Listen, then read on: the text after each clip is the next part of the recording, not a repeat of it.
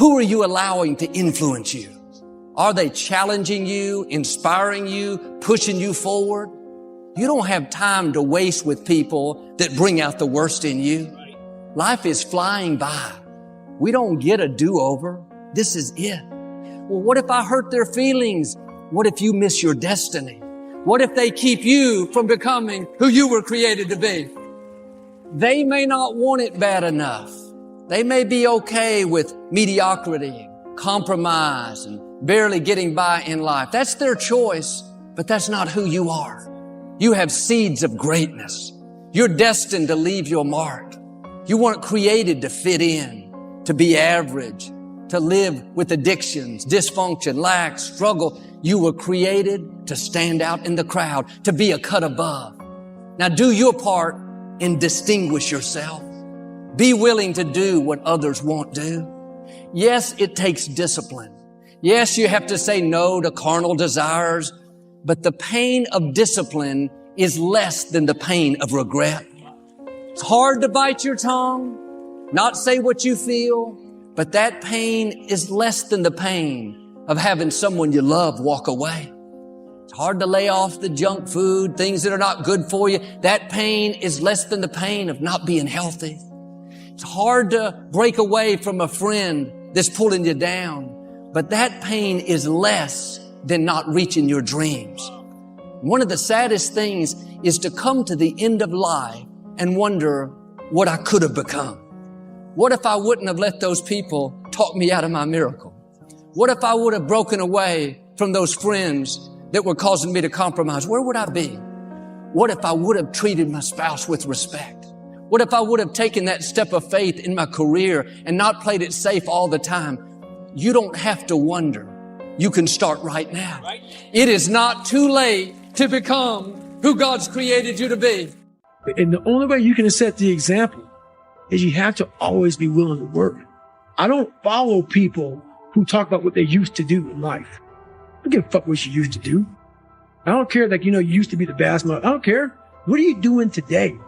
You may not be that person now, but what are you still doing to try to excel in life? And a lot of people now are talking. I hear so much talk. I don't hear a lot of work. I hear a lot of people telling you what you should be doing, how you should be doing it, how you should be fucking living. And I look at them and you're fat, you're out of shape, you look like shit, but you're telling a motherfucker how to live. No, man, I won't listen to you. There's so many people speaking this shit. And that's what bothered me a lot in the military. There's a lot of people talking shit. I don't see the real suffering behind it, behind what you're saying. That's why everybody said, man, you talk with so much passion because it's a real fucking place. It sucks to get up in the morning time. It was raining like cats and dogs. I want to get my shoes on and go run. But guess what? I got my shit on and ran. We all have time. We all have time. What you've done wrong is that you didn't prioritize yourself. You didn't prioritize that, look, motherfucker, I got to get up and win this war today against myself. I need to look better. I need to feel better. I need to eat better. I need to prioritize time. We waste so much time on our little gadgets. It's unreal. And we talk about we have no time. If you really you have to take your day and write down this one day. Everything you do, write that down. And you're like, my God, I am wasting so much time on frivolous bullshit. It's not even funny. I mean, it will, if it doesn't infuriate you, it should. Because there's so much time. I can't get it in. Look at your schedule. You just wasted 7 hours today on bullshit. I mean, and you don't have an hour a day to try to get something in for yourself. I guarantee everybody can find an hour. It's fucking miserable. It is miserable. I mean, to get up every day or 5 days a week, whatever, when it's snowing, shiny, not shiny, not comfortable, and to go in the gym and work out when you don't want to go to the gym, it is not fun. You want it very fast. If you don't see results in the first 2 days or the first week, I'm done. That's the mentality of most people. The struggle is too real. We're not patient. We, like, in a world where you can Google the best restaurants around me right now, no one is patient. And for you to lose weight, for you to stop drinking, whatever the hell you're going through, it takes a lot of patience, a lot of time, and a lot of pitfalls, a lot of plateaus. You're gonna hit so many fucking plateaus. If you don't know how to get around that plateau, it's not gonna happen fast. Here we are, as one consciousness being systematically divided and played off against each other. So we are in conflict and division, and a few hands on the strings of all sides can play us off against each other and therefore go on driving the human family into a Orwellian global dystopia. Up to this point, unchallenged, because we're too busy fighting ourselves. We're not supposed to know that we are all one, because the potential for people coming together in common cause is too great. Coming together in common cause to demand freedom. We are not looking at random events. What is happening now has not just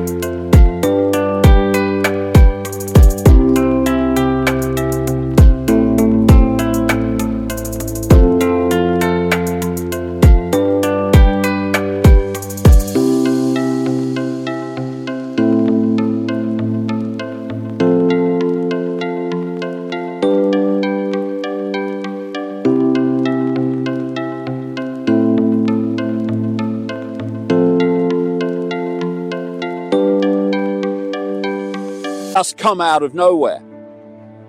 It's been planned for enormous amounts of time. And through this process, everything has been put into place so that it can be played out now.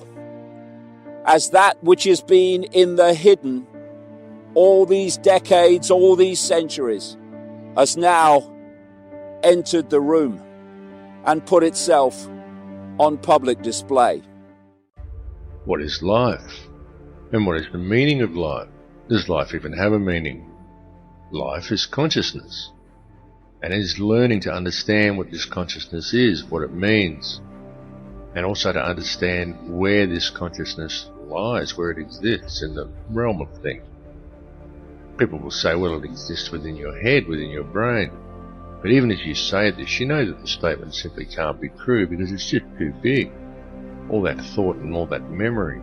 Just stop and look inside yourself and truly perceive your thoughts just for a moment. It's so vast, this realm of space that lies within consciousness. It feels like a whole universe in there, doesn't it? And yet it lies within an intangible nothingness. And it feels like that because that's exactly what it is. Nothing. Nothingness. But conscious. It's certainly something worth considering. And what is nothingness?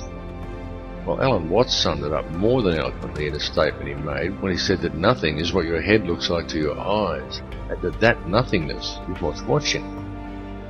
And I truly can't think of a better description. Nothingness and consciousness coexists in that space behind.